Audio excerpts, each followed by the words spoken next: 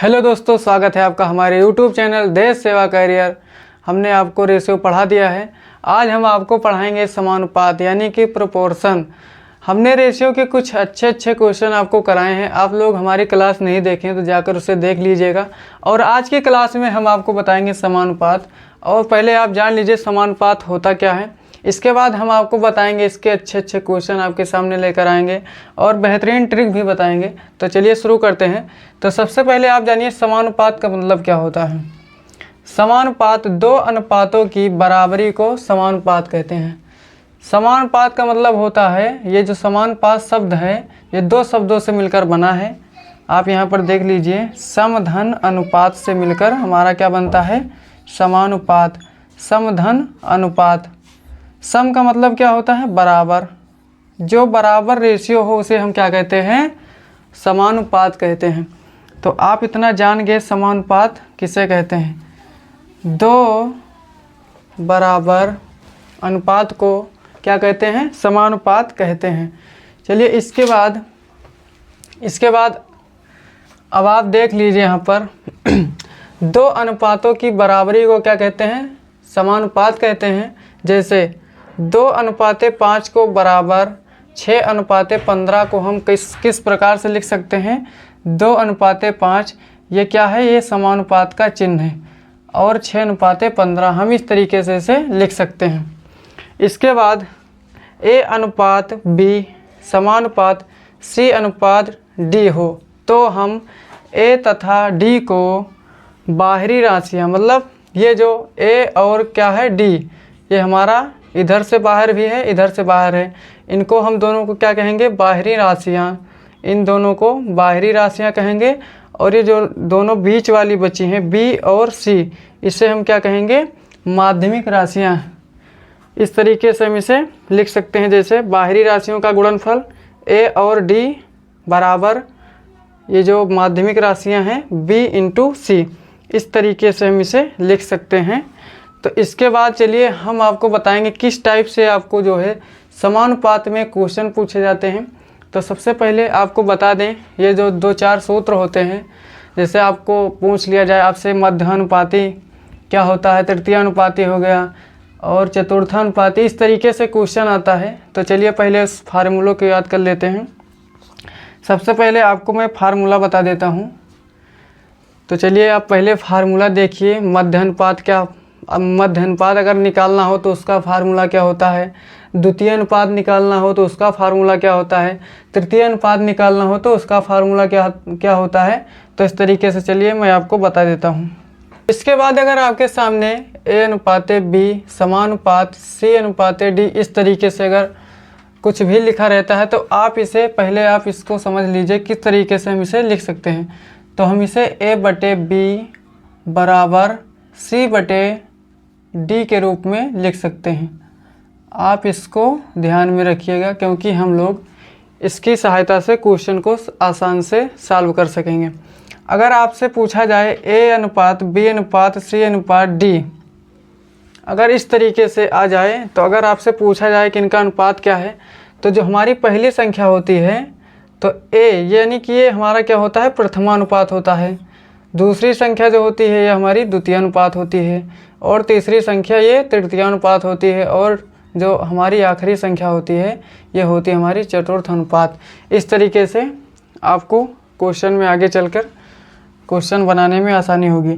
अगर आपसे पूछा जाए A/B का अनुपात बताइए, मध्यानुपात, अगर आपसे A और B का मध्यानुपात पूछा जाए तो उसके लिए हम लोग सूत्र यूज करेंगे √A और B, तो हमारा जो है मध्यानुपात निकल आएगा।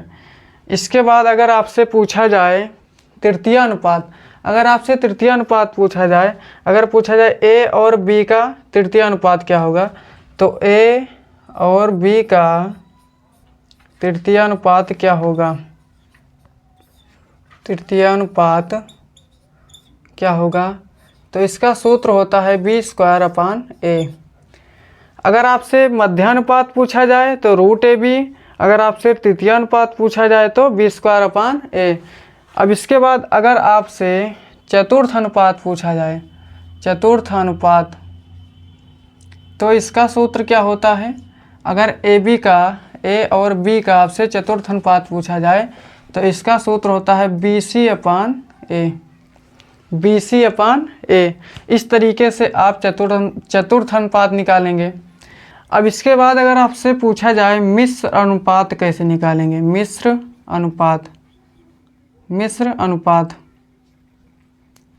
अनुपात अगर आपसे ऐसे दे दिया जाए A अनुपात B और C अनुपात D का मिश्र अनुपात निकालिए, तो कैसे निकालेंगे, तो आपका जो सूत्र होगा इसका सूत्र हो जाएगा AC अनुपात A B और D। इस तरीके से आप जो है मिश्र अनुपात निकालेंगे। अब इसके बाद हम आपको लेकर चलते हैं क्वेश्चन की ओर, और क्वेश्चन से ही हम क्लियर करेंगे कि हम लोग इसका कहाँ पर यूज करेंगे, कहाँ पर ये यूज होगा। चलिए क्वेश्चन पर हम आपको दिखाते हैं।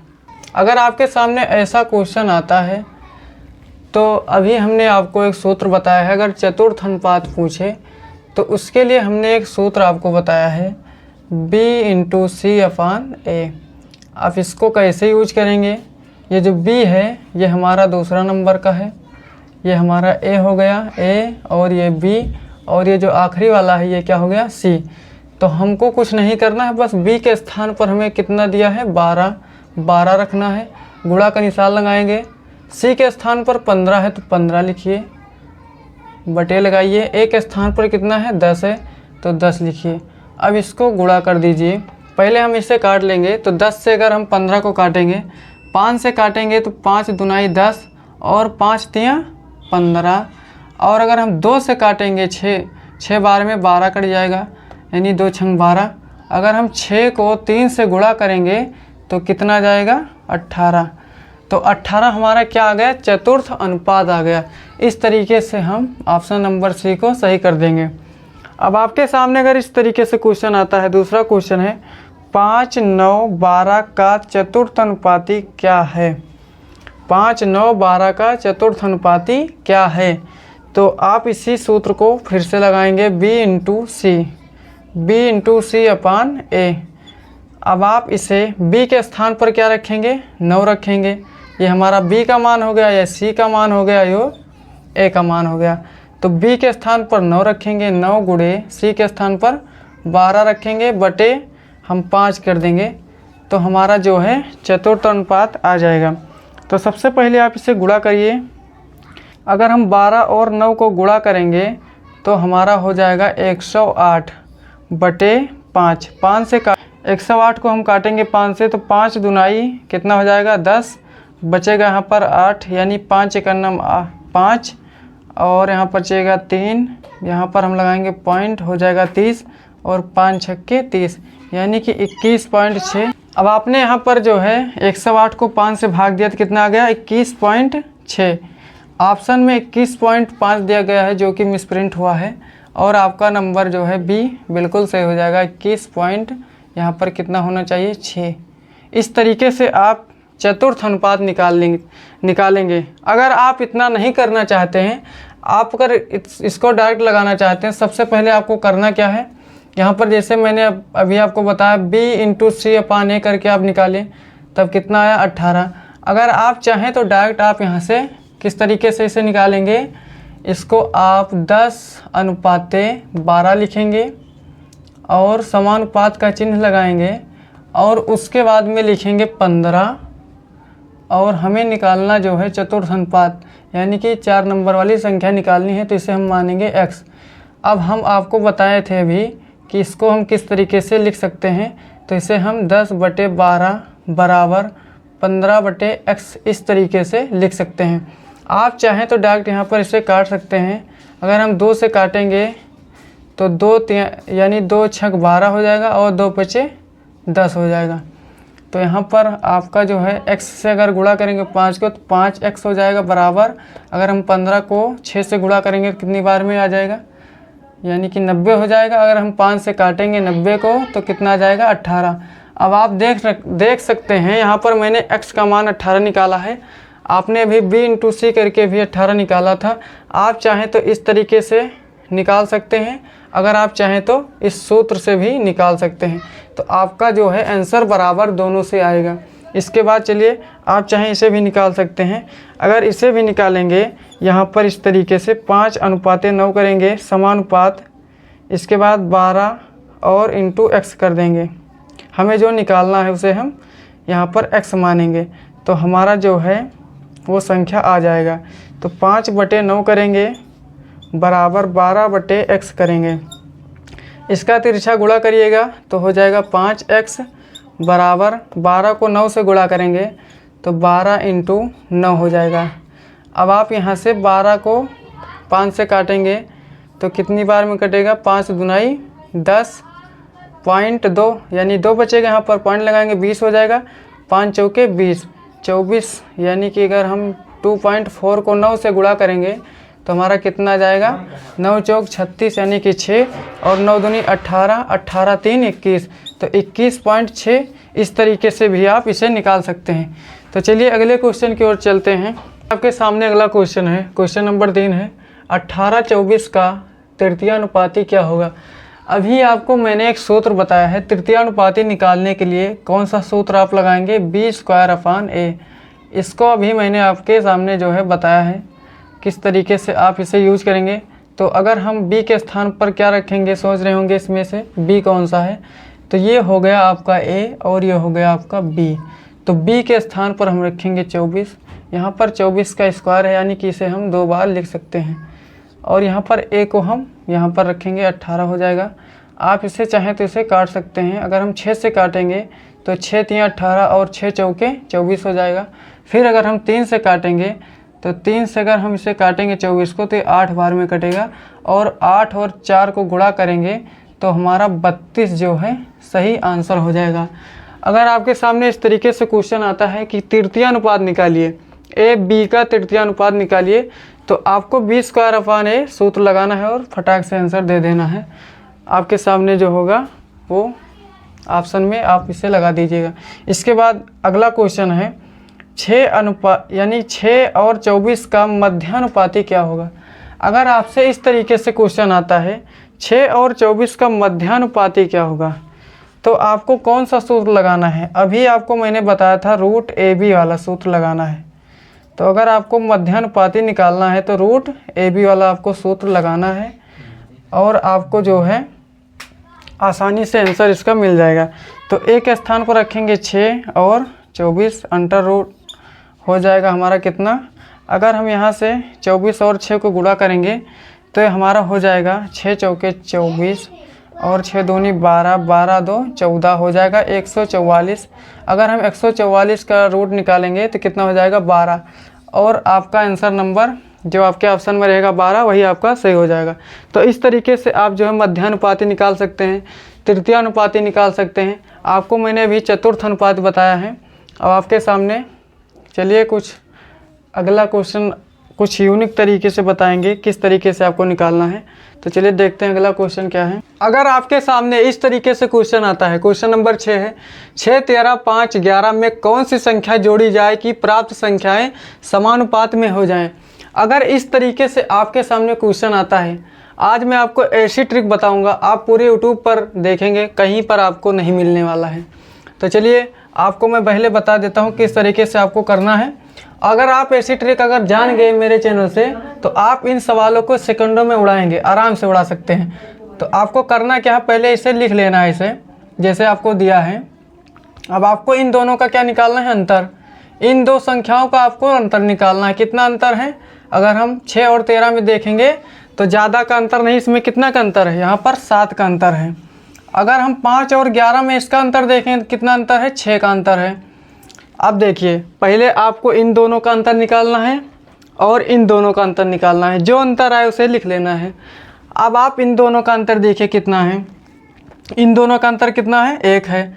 इसको रखेंगे नीचे और जो ऊपर वाली संख्या हमारी ये पहली संख्या जो है इस वाले अंतर से गुणा करेंगे, कितना हो जाएगा, 7 5 35 हो जाएगा। और ये दूसरी संख्या जो अंतर आया हमारा इसको हम इससे गुणा करेंगे तो कितना हो जाएगा, 36। इसका अंतर निकालेंगे, 36 और 35 का अंतर कितना हो जाएगा, 1 और 1 से भाग देंगे तो जो संख्या जोड़ी जाए या घटाई जाए वो संख्या हमारी यहाँ पर आ जाएगी। तो अगर हम 1 से 1 को भाग देंगे तो ये संख्या हमारी कितनी आने वाली है, 1 आने वाली है। इसके बाद चलिए अगला क्वेश्चन देखते हैं। अगर आपको नहीं समझ में आया अगले क्वेश्चन में आप समझ जाएंगे। अब आपको ये दूसरा सवाल उसी टाइप का है। आप देखिए यहाँ पर इसका अंतर क्या है। सबसे पहले आपको इसे ऐसे लिख लेना है, आप इसे सेकंडों में लगाएंगे। पहले आप इसको जान लीजिए किस तरीके से आपको लगाना है। अब आप इसका पहले अंतर निकालिए, 7 और 10 का अंतर निकालेंगे हो जाएगा 3, और 4 और 6 का अंतर कितना हो जाएगा, 2। अब हमारा अंतर आ गया 2 और 3 का। अब यहाँ पर आपको 2 से 7 को गुणा कर देना है, कितना हो जाएगा 14। अंतर निकालेंगे, 3 को 4 से गुणा कर देंगे, कितना हो जाएगा 12 बटे इन दोनों का अंतर नीचे लिखेंगे, 3 और 2 का अंतर हो जाएगा 1। अब आप यहाँ पर देखेंगे 14 और 12 का अंतर कितना है, यहाँ पर 2, और 2 को 1 से भाग देंगे तो आपका ऑप्शन नंबर कौन सा सही होने वाला है, ए। इस तरीके से जितने भी क्वेश्चन आते हैं आपको यहाँ पर चाहे जोड़ा जाए चाहे घटाया जाए, इस तरीके से अगर संख्याएं समानुपात में पूछी जाएं तो आप इन तरीके से जो है इस ट्रिक से आराम से क्वेश्चन को हल कर सकते हैं, बहुत ही आसान तरीके से। आप अभी तक जो है अपना सूत्र लगाते थे, अब आपको कुछ भी नहीं करना है, आप सीधा यहाँ पर इसका अंतर निकालिए, इन दो संख्याओं का जो आपको दिया है। इसके बाद इन दोनों संख्याओं का अंतर निकालना है, और उसके बाद इसका अंतर इससे गुणा कर देना है पहली वाली संख्या से, और इसका अंतर इसकी पहली वाली संख्या से गुणा कर देना है। उसके बाद इसको यहाँ पर ऊपर लिखेंगे और इन दोनों का अंतर जो है नीचे लिखेंगे, भाग लगाएंगे और आपका आंसर आ जाने वाला है। इसके बाद चलिए अगला क्वेश्चन देखते हैं। अगर आपके सामने इसी टाइप का कुछ अलग तरीके से क्वेश्चन आ जाए तो कैसे लगाएंगे। यहाँ पर संख्याएं बदल दी जा रही हैं, अगर हम यहाँ पर संख्याओं को बदल दें तो आप लोग कैसे लगाएंगे, चलिए उसे भी देखते हैं। क्वेश्चन नंबर 7, 31, 38, 55, 106 में कौन सी संख्या जोड़ी जाए कि प्राप्त संख्याएं समानुपात में हो जाएं। अब आपको कुछ नहीं करना है, जैसे आपको अभी तक मैंने बताया है, आपको ऐसे लिखना है 21 और 38 का जो है आपको अंतर निकालना है, और 55 और 106 का अंतर निकालना है। इन दो संख्याओं का अंतर निकालिए और इन दो संख्याओं का अंतर निकालिए। तो 38 और 21 का अंतर निकालेंगे, कितना अंतर हो जाएगा, 8 से अगर 1 को घटाएंगे 7, और 3 से 2 को घटाएंगे तो 17। अगर हम 106 से 55 घटाएंगे तो हो जाएगा आपका 51। अब ये दो संख्याएं देख रहे हैं यहाँ पर 17 और 51, अगर हम इसका गुणा इससे करेंगे तो थोड़ा लंबा गुणा करना पड़ेगा, और इसका गुणा इससे करेंगे तो आप देख रहे हैं संख्याएं बड़ी हैं। तो सबसे पहले इसको हम रेशियो में कर लेते हैं। अगर हम 17 से काटेंगे तो 17 कन्नम कितना हो जाएगा 17, यानी 17 कन्नम 17 और 17 तियाँ 51। अब आपके सामने जो है इसका अंतर आ गया 1 और इसका अंतर आ गया 3। अब आपको इसका गुणा इससे करना है तो हो जाएगा 21 गुणे 3 माइनस यहाँ पर 1 को 55 से गुणा करेंगे तो 55 गुणे 1 बटे इसका अंतर लिखना है 3 और 1 का अंतर कितना हो जाएगा 2 हो जाएगा। 3 और 1 का अंतर 2 हो जाएगा, और इसका अंतर देखेंगे तो 21 का अगर हम 3 से गुणा करेंगे तो 3 कन्नम 3, 3 दूनी 6, यानी कि 63 हो जाएगा, और माइनस 55। अब 55 को हम 63 से 55 घटाएंगे तो कितना जाएगा 8 बटे 2। 2 से काटेंगे 8 को तो कितनी बार में कटेगा 4 बार में, और आपका ऑप्शन नंबर जो है ए सही हो जाएगा। इस तरीके से आप इन क्वेश्चनों को आराम से हल कर सकते हैं। तो चलिए अगला क्वेश्चन देखते हैं। अगला क्वेश्चन क्या है, आपके सामने 8 नंबर सवाल है। 10, 18, 14 और 26 से क्या घटाया जाना चाहिए ताकि परिणामी संख्याएं अनुपातिक हो जाएं।